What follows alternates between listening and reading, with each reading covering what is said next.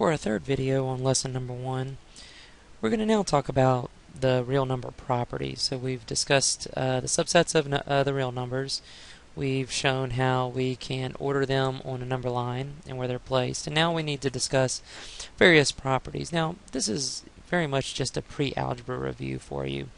And in no way do we think this should be a difficult lesson for you, but it is worth noting that these types of things pop up later on in the ACT, and a lot of times it can confuse students because they haven't seen it since middle school. So it is important that you not only just learn the language but also understand how to apply these various properties. So if you look at this concept summary that we have various properties like closure property, commutative and associative, identity and inverse, and these are properties that you should be familiar with, as well as the distributive property.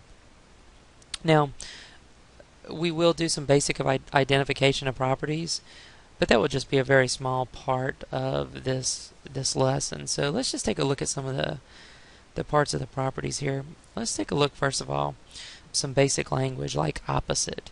You know, opposite is technically called the additive inverse, where we can take the opposite of what's given to us and put it together, and that equals to 0.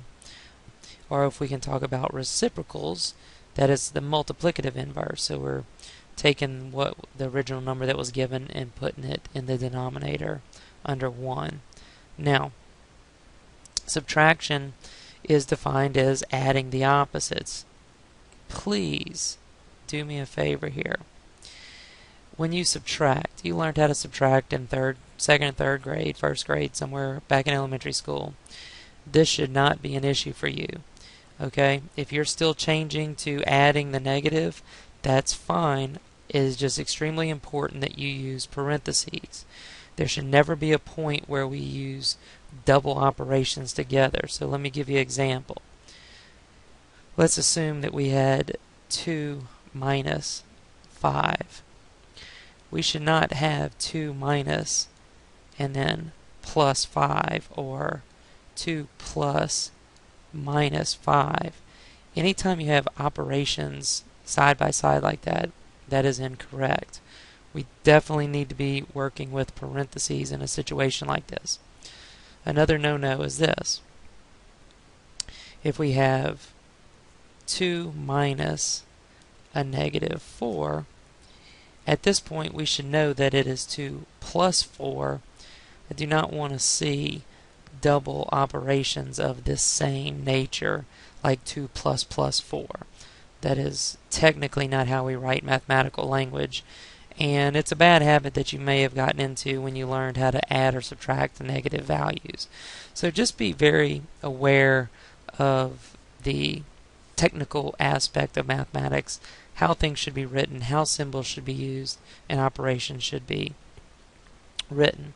So keep in mind, if you're dividing, which is the same thing as multiplying by the reciprocal. So make sure that you're very clear about how you set these things up.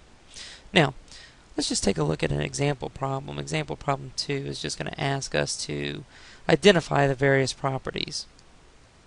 And if you look at part A, you can see that we have 3 parts that are being regrouped.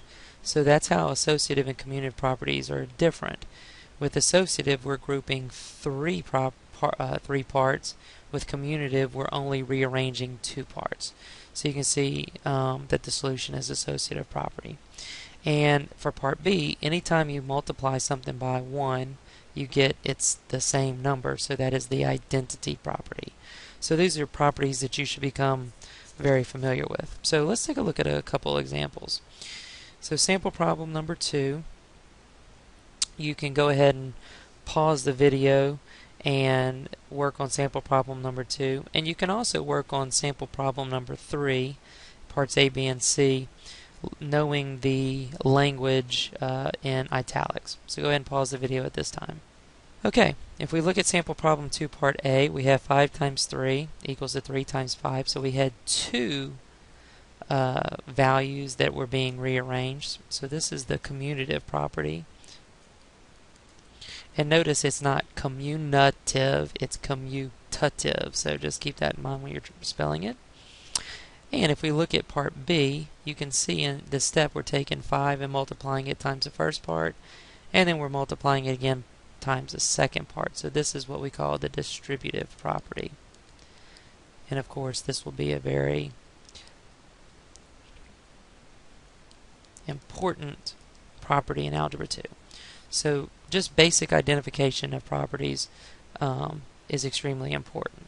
So moving on to sample problem number 3. So let's see what these different languages refer to here.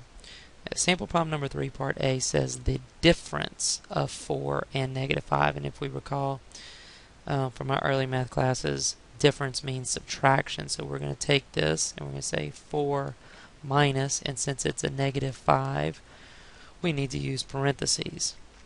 And we should know that anytime we negate a negative number, it changes to a positive number. And so our answer would be 9 in this case. Alright, part B says the quotient of 12 and 1/2.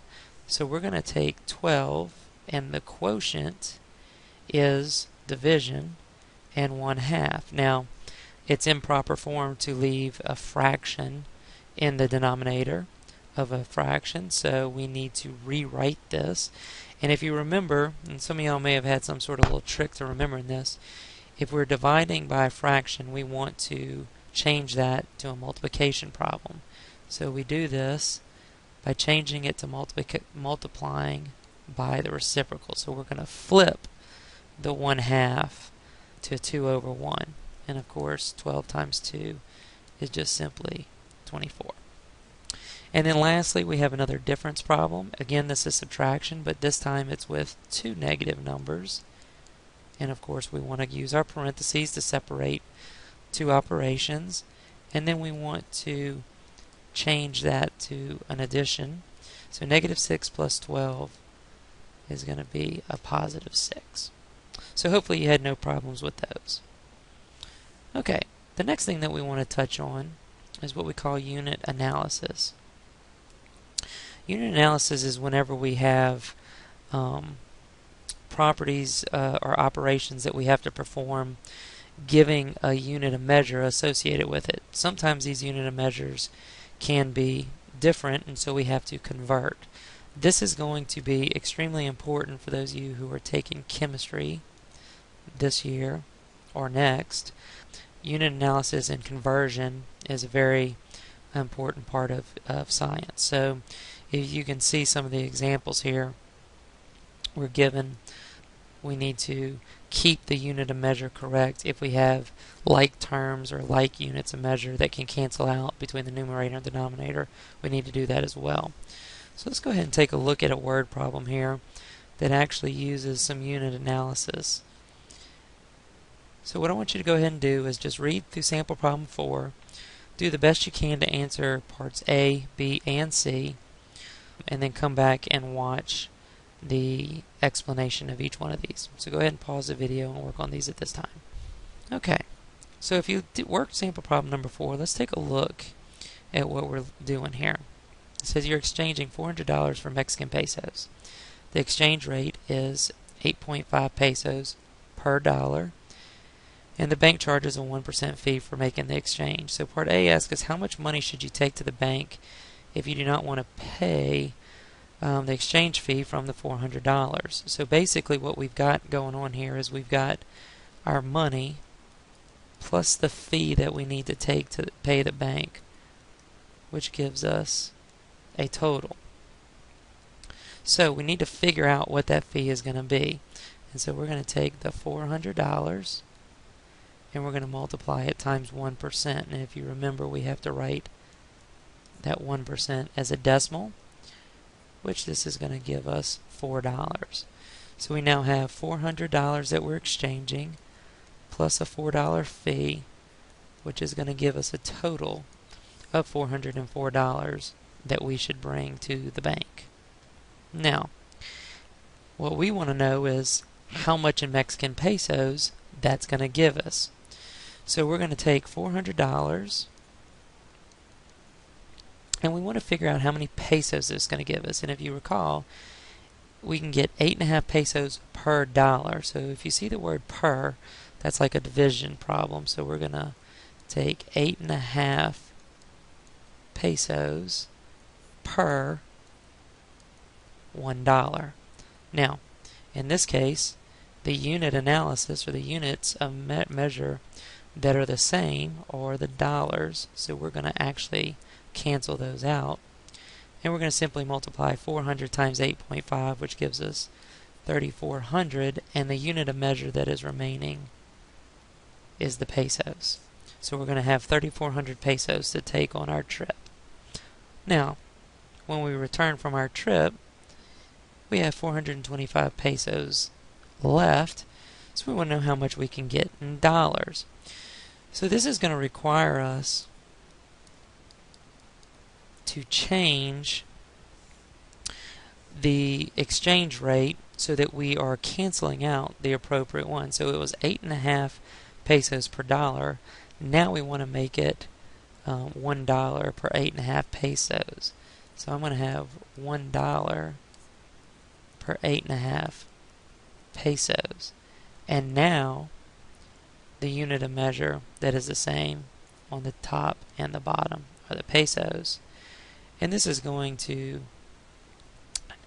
create a situation where we're now dealing with only dollars.